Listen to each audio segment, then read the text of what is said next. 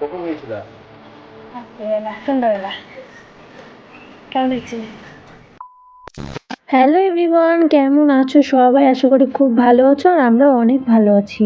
কালকে রাত্রে আমি সব জামা কাপড় বের করে রেখেছিলাম আর এই যে সকাল সকাল ঘুম থেকে উঠে আমরা এখন রেডি হয়ে গেছি, একটু পরে আমরা বেরিয়ে পড়বো। আমরা বাড়ি থেকে বেরিয়ে এখন টোটোতে উঠে পড়েছি। আর জানো তো, সকাল সকাল উঠেও কোনো লাভ হলো না, সেই বেরোতে দেরি হয়েই গেল। আমরা আজকে কোথায় যাচ্ছি সেই কথাটাই তো তোমাদের বলতে ভুলে গেছি। আমরা আজকে যাচ্ছি মনস্কামনা মন্দির পুজো দিতে, কারণ আজকে আমাদের দুজনের জীবনে খুব স্পেশাল একটা দিন। তার জন্য ভাবলাম মায়ের মন্দিরে একটু পুজো দিয়ে আসি। এর আগের বছর তো আমরা পুজো দিতে পারিনি, কারণ দাদু মারা যাওয়ার তো একটা বছর হয়েছিল না, তার জন্য। তো সন্ধ্যাবেলা আমরা দুজন মিলে একটা মন্দিরে গিয়ে প্রণাম করে এসেছিলাম। এই যে হচ্ছে মনস্কামনা মন্দির, আর আমি হচ্ছে এই দোকান থেকে সবকিছু নিয়ে নিয়েছি, ভোগ, ফুল, আলতা, সিঁদুর সবকিছু নিয়ে নিয়েছি, আর ভোগের মধ্যে নামটাও লিখে দিয়েছি। তারপরে আমরা পুজো দিয়ে এখানে বেরিয়ে পড়েছি। মন্দিরের ভিতরে কোনো ভিডিও করতে দেয় না, তার জন্য আর ভিডিও করিনি। আর ওখানে দেখলাম যে ওখানে নাকি ধূপকাঠি জ্বালালে 501 টাকা ফাইন লাগবে, সেটা ওখানে লেখা আছে। ভাবলাম ভিডিও করব, তারপরে ভুলে গেছি, তো আর ভিডিও করা হয়নি। এই যে পুজো দিয়ে এসে আমি এখন এটা খেয়ে নিচ্ছি। বাড়িতে এসে আমি ওকে খেতে দিয়ে দিলাম। আমরা আসার সময় পরোটা নিয়ে এসেছিলাম, সেটাই ওকে খেতে দিলাম। ওই খেয়ে দিয়ে কাজে চলে গেল, আর আমি এখানে এখন এটা খেয়ে তারপরে পরোটা খেয়ে নেবো, তারপর শাড়ি টাড়ি ছেড়ে এখন রান্না করতে যাব। আমি কি খাচ্ছি সেটা যদি তোমরা জানতে চাও তাহলে আমাকে কমেন্টে বলো, আমি তোমাদের সাথে অবশ্যই শেয়ার করব। আর আমি না এটা সকালবেলা করে খালি পেটে খাই, তো খুব সকালেই খাই। এখন প্রায় 12টা বাজতে 5 মিনিট বাকি।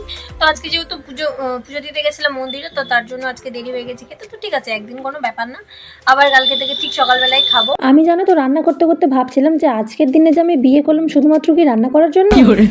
দেখো, বিয়ে করলে তো রান্না করতেই হবে, সে তুমি যত বছর বয়সে এসেই বিয়ে করো না কেন। তো দেখো, আমার এখানে সব রান্না বান্না হয়ে গেছে। বিয়ের আগে আমাদেরকে অনেকেই বলেছিল যে আমাদের সম্পর্কটা নাকি টিকবে না, যদিও আমরা বিয়ে করি তাহলেও নাকি আমাদের ছাড়াছাড়ি হয়ে যাবে। তো দেখো, তাদের কথা অনুযায়ী আজকে আমাদের বিবাহিত জীবনের 2 বছর পূর্ণ হলো। তাদেরকে যে আমাকে মুখে কোনো জবাব দিতে হয়নি, সেটাই আমার কাছে অনেক। আমরা কাজটা করে দেখিয়ে তাদের মুখে ঝামা ঘষিয়ে দিয়েছি। এখন আমাকে দেখে আর চলে, দেখবি আর জ্বলবি, লুচির মতো ফুলবি। আমার এই ভালো দিনে জানো তো, আমি তাদেরকে নিয়ে কোনো কথা বলতেই চাই না, কিন্তু কি করবো বলো, রাগটাই যে চলে আসে না, তখন আমার মুখ থেকে এগুলো কথা বেরিয়েই যায়। রাগের মাথায় মানুষ কত কি না বলে দেয়, সেরকমই হচ্ছে আমার ব্যাপার। সেসব কথা বাদ দাও, আমি এখানে বরের জন্য সারপ্রাইজ প্ল্যান করবো, তার জন্য চলে এসেছি আমি বাজারে। তো আমরা এসেছিলাম বাজারে এসে ব্লগ স্টার্ট করতে ভুলে গেছি।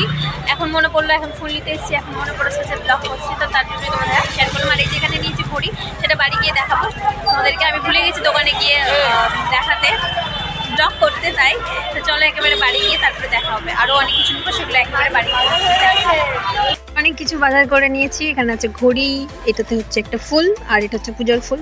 আর এই যে এখানে ফোন রাখা এখন হলো, এতক্ষণ ধরে ফোনে কথা বলেই যাচ্ছে, তাও ওই কথা বলা শেষ হয় না।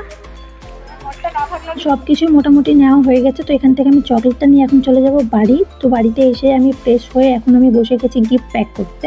ওই যে ঘড়িটা নিলাম না, সেটাই আমি এখন বাড়িতে প্যাকিং করছি। আমাদের অ্যানিভার্সারিতে না আমি অনেক কিছুই ভেবেছিলাম করবো, কিন্তু ওই যে পরিস্থিতি আমার সাথ দিল না, তার জন্য কিছুই করে ওঠা হলো না। তার জন্য আমার বিকেলবেলা হঠাৎ করে মাথায় আসলো যে আমার সাথে ঝগড়া করে তো একটা ঘড়ি ভেঙে দিয়েছিল দুর্গাপূজার সময়। তো ভাবলাম সেই ঘড়িটাই না ওকে গিফট দিয়ে দিই। যেমন ভাবা তেমন কাজ। আমি সন্ধ্যাবেলা বেরিয়ে পড়লাম আমার বান্ধবীকে নিয়ে বাজারে যাওয়ার উদ্দেশ্যে। আর বিচিত্রা মার্কেটে পুরো মার্কেট ঘুরেছি, ঘুরে ঘুরে অনেক কষ্ট করে এই ঘড়িটা আমি পেয়েছি।